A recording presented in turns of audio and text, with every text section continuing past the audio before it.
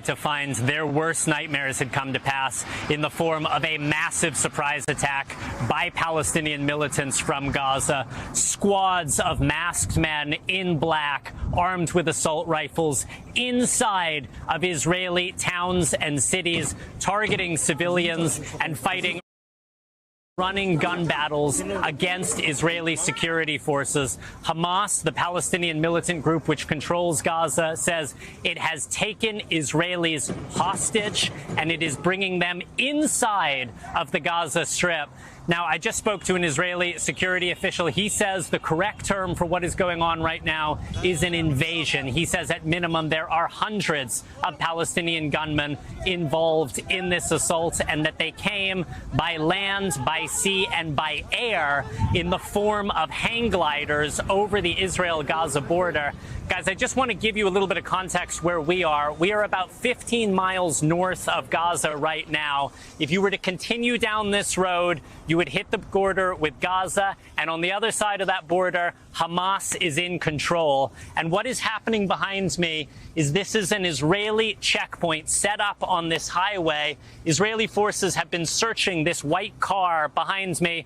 Their concern is that some of these Palestinian gunmen may commandeer a stolen Israeli vehicle and try to drive north to bring this carnage to Tel Aviv or to Jerusalem. And the whole time we have been here, we have watched a near endless stream of Israeli forces driving south to those cities and towns where this gun battle is continuing. Now, the Hamas militant group says they launched this wave of thousands of rockets, this ground offensive, in retaliation for what they see as decades of Israeli occupation and mistreatment of the Palestinian people.